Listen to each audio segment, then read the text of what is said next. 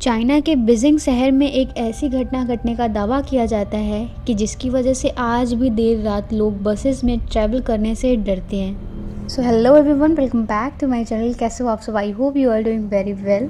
आज की वीडियो में मैं आप लोग को एक ऐसे हंटेड बस की हॉरर स्टोरी बताने वाली हूँ जिसे सुनकर लगेगा आपको कि ऐसा कुछ भी हो सकता है। और ये एक अनसॉल्व्ड मिस्टीरियस हॉरर स्टोरी है। मिस्टीरियस इसलिए क्योंकि वो बस अचानक से चलते चलते ही गायब हो जाती है।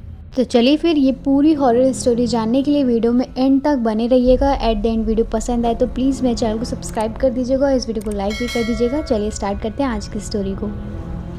लगभग 20 साल से भी ज़्यादा समय से रूट 375 की बस की कहानी सुनाई जाती रही है। बीजिंग की वेबसाइट समेत कई अंग्रेज़ी वेबसाइट्स पर भी ये कहानी बहुत ज़्यादा वायरल है। ये आज भी पुलिस के लिए एक पहेली ही है। इस घटना को घटे करीबन 27 साल हो चुके हैं। इस मिस्ट्री को आज भी चीन की पुलिस भी नहीं सुलझा पाई है। ये कहानी सुनने में तो किसी भूत प्रेत की लगती है, मगर इसमें टाइमलाइन है। ये एक रात की मिस्टीरियस कहानी है जो 14 नवंबर 1995 को घटी थी। ये कहानी चीन के बीजिंग शहर से शुरू होती है। नवंबर का महीना था, ठंड भी काफ़ी ज़्यादा थी और बाहर कोहरा भी था। उसी रात रूट नंबर 375 की एक बस चलती है। बस नंबर 375 अपने निर्धारित समय पर युआंग मेंग हुआन्स बस टर्मिनल से जियांगशान फ्रेगनेंट हिल्स के लिए निकलती है। बस पूरे पैसेंजर्स से भरी हुई थी और कुछ किलोमीटर चलने के बाद बस से धीरे धीरे सारे पैसेंजर्स अपने अपने बस स्टॉप पर उतरते चले गए। जब बस पूरी तरह से खाली हो चुकी थी, बस में अब एक ड्राइवर और एक महिला कंडक्टर बच गई थी। फ्रेगनेंट हिल्स का सफ़र अभी लंबा था क्योंकि अभी और 7 स्टॉप्स बचे हुए थे। लगभग आधी रात का समय हो चुका था और चारों तरफ सन्नाटा पसरा था और जिस रास्ते से ये बस जा रही थी वह रास्ता भी गांव और जंगलों के बीच से होता हुआ जा रहा था। 1-2 स्टॉप्स के गुजरने के बाद बस नंबर 375 समर पैलेस के बस स्टॉप पर रुकती है। यहाँ पर एक बूढ़ी महिला और एक 19 साल का लड़का और एक कपल चढ़ते हैं। जो यंग कपल रहते हैं वो ड्राइवर की पीछे वाली सीट पर जाकर बैठ जाते हैं और जो 19 साल का लड़का है वो साइड वाली सीट जो बस के गेट के पास होती है वहाँ पर जाकर वो बैठ जाता है और बूढ़ी महिला उस लड़के के ठीक पीछे वाली सीट पर बैठ जाती है। बस में टोटल 6 लोग थे, 4 पैसेंजर और 2 बस कर्मचारी। बस दोबारा अपनी मंजिल की ओर चल पड़ती है और बस के अंदर का माहौल बिल्कुल शांत होता है। बस जिस रास्ते से होकर जा रही थी उस रास्ते पर कहीं भी कोई भी इंसान नज़र नहीं आ रहा था क्योंकि बाहर कोहरा भी घना था। लगभग 4 स्टॉप गुजरने के बाद बस के ड्राइवर को 2 लोग सड़क के किनारे खड़े नज़र आए। यह देख पहले तो ड्राइवर सोचा कि बस को नहीं रोकूंगा क्योंकि वह जहां खड़े थे वहां कोई भी बस स्टॉप नहीं था, लेकिन महिला कंडक्टर के समझाने पर ड्राइवर ने बस को रोक दिया। महिला ने कहा कि ये इस रूट की आखिरी बस है और उन्हें कोई दूसरी बस भी नहीं मिलेगा। बस रुकते ही वो 2 लोग बस के पीछे वाले दरवाजे से अंदर दाखिल होते हैं। मगर तभी हैरान कर देने वाली बात ये हुई कि बस में सफ़र कर रहे यात्रियों और बस कर्मचारियों के होश उड़ गए। उन्होंने देखा कि बस में 2 नहीं बल्कि 3 लोग दाखिल हुए थे। उनमें से 2 व्यक्तियों के चेहरे बिल्कुल सफ़ेद थे। तीसरे व्यक्ति को उन्होंने अपने कंधे के सहारे देकर खड़ा रखा था। तीसरे व्यक्ति का सिर नीचे की ओर था, बाल बिखरे हुए और उसका चेहरा बिल्कुल ढका हुआ था। तीनों लोगों ने चीन के प्राचीन काल के कपड़े पहने हुए थे।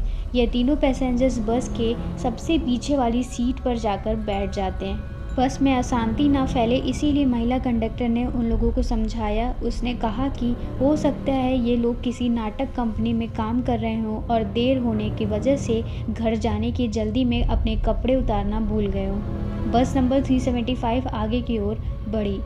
अब बस में कुल 9 लोग सवार थे।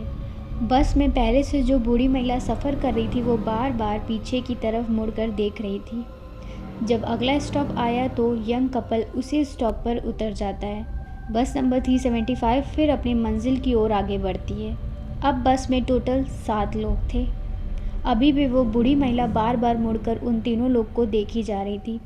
वे लोग उनको कुछ अजीब से लग रहे थे, मगर बस में मौजूद बाकी सारे लोग अपने आप में व्यस्त थे।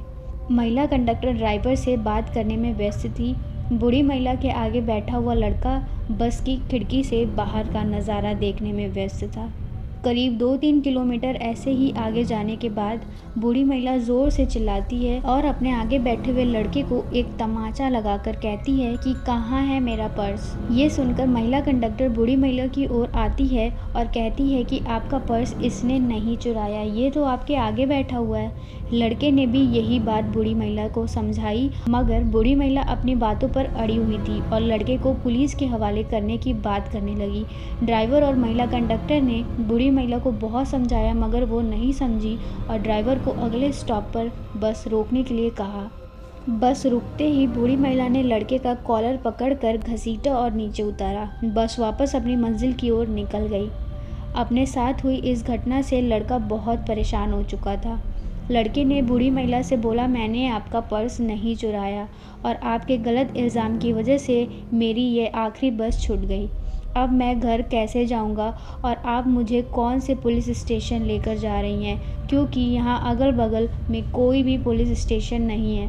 तभी बूढ़ी महिला एक लंबी गहरी सांस भरने के बाद लड़के से कहती है, मैंने तुम्हें पुलिस स्टेशन ले जाने के लिए बस से नहीं उतारा और ना ही तुमने मेरा पर्स चुराया है। ये इल्ज़ाम मैंने तुम्हारी जान बचाने के लिए लगाया था। यह सुनकर लड़का चौंक कर बोला, आपने मेरी जान कैसे बचाई? बूढ़ी महिला कहती है, याद है तुम्हें वह 3 व्यक्ति जो बस में आखिर में चढ़े थे? मैंने पूरे रास्ते उन पर नज़र रखी और मुझे शुरू से वो लोग अजीब लग रहे थे।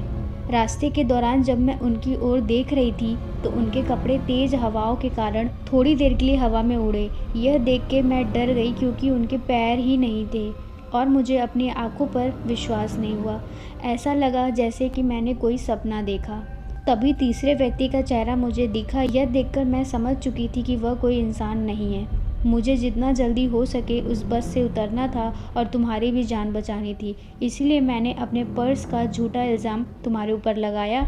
यह सुनकर जब लड़के ने उससे पूछा कि यह बात ड्राइवर और कंडक्टर को क्यों नहीं बताई, तो वो बूढ़ी महिला ने बताया कि उन्होंने यह बात गंभीर रूप से नहीं ली और कहने लगे कि आंखों का धोखा हुआ है। इसके बाद बूढ़ी महिला और लड़का तुरंत पुलिस स्टेशन जाते हैं और पुलिस कर्मचारियों को अपने साथ घटी इस घटना के बारे में बताते हैं, लेकिन पुलिस कर्मचारी उनकी बातों पर यकीन नहीं करते हैं और उन्हें घर जाने की राय देते हैं। साथ में पुलिस यह एश्योरेंस देती है कि अगर इस तरीके की घटना हुई तो उसके ऊपर पुलिस कार्रवाई ज़रूर करेगी। फिर ये सब के बाद बूढ़ी महिला और लड़का अपने अपने घर चले जाते हैं और अगले दिन सुबह 15 नवंबर को पुलिस को सूचना मिलती है कि युआंग मिंग हुआंस बस टर्मिनल से फ्रैग्रेंट हिल्स तक जाने वाली रूट की बस नंबर 375 गायब है। वह अपने निर्धारित बस टर्मिनल अभी तक नहीं पहुंची। पुलिस को ये सूचना मिलने के बाद ये समझ में आ गया था कि वो बूढ़ी महिला और लड़का जो कह रहे थे वो सच था। तुरंत पुलिस बूढ़ी महिला और लड़के को पुलिस स्टेशन बुलाती है और उनकी बताई बात को रिकॉर्ड करती है। देखते ही देखते पूरे चीन के बीजिंग में यह खबर आग की तरह फैल गई कि रूट नंबर 375 की बस गायब है। पुलिस की काफ़ी मशक्क़त और छानबीन करने के बाद भी इस बस नंबर 375 की कोई जानकारी नहीं मिल रही थी। यहाँ तक कि पुलिस ने सारे सीसीटीवी कैमरे खंगाले, मगर कहीं भी उस बस का नामो निशान नहीं था। 16 नवंबर को पुलिस को सूचना मिलती है कि एक बस नदी में गिरी हुई है। पुलिस मौके पर जाती है और उस बस को नदी से बाहर निकालती है।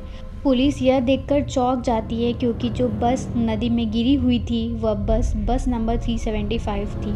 ये बस फ्रैग्रेंट हिल्स के करीब 100 किलोमीटर दूर एक नदी में मिली। पुलिस क्रेन की मदद से उस बस को नदी से बाहर निकालती है। बस के अंदर कुल 2 मरे हुए लोगों की लाश थी, जिसमें एक ड्राइवर और एक महिला कंडक्टर शामिल थे। लेकिन चौंकाने वाली बात यह थी कि उन दोनों की लाशें बिल्कुल ठीक थी, लेकिन बाकी की 3 लाशें पूरी तरह से सड़ चुकी थी। उन लाशों से बहुत बदबू आ रही थी। अभी तो और भी बहुत सारी चीज़ें चौंकाने वाली थी। डिपो से संपर्क करने पर बताया गया कि इस बस में इतना फ्यूल नहीं था कि वह 100 किलोमीटर आगे तक जा सकती थी। जब पुलिस वालों ने बस के फ्यूल टैंक को खोलकर देखा तो फ्यूल टैंक ताज़े खून से भरे हुए थे। और उस रूट में जितने भी सीसीटीवी कैमरे लगे हुए थे उनमें से एक भी सीसीटीवी में वो बस कैद नहीं हुई। यह घटना 1995 की सबसे बड़ी घटना थी और इस घटना को ग्लोबल टाइम्स के अखबार ने अपने चैनल पर दिखाया था। बाल बाल बचे वह बूढ़ी महिला और उस लड़के को लोग भाग्यशाली समझने लगे, लेकिन सवाल आज भी यही है कि आखिर कौन थे वे 3 लोग? क्या वे इंसान नहीं थे या क्या वो सचमुच भूत थे? ये आज भी मिस्टीरियस बना हुआ है और ये आज भी किसी को नहीं पता चला कि उस बस के साथ हकीकत में हुआ क्या था। सो फ्रेंड्स, यही थी आज की हॉरर स्टोरी। अगर आपको ये स्टोरी पसंद आएगी तो प्लीज़ मेरे चैनल को सब्सक्राइब करिएगा, इस वीडियो को लाइक करिएगा और कमेंट में ये भी बता दीजिएगा कि आप लोगों को कैसी हॉरर स्टोरी देखनी है, वैसे ही मैं लाऊंगी। तो चलिए गाइस, फिर मिलते हैं अपने ऐसे ही नेक्स्ट हॉरर स्टोरी में। तब तक के लिए अपना ख्याल रखिए। बाय।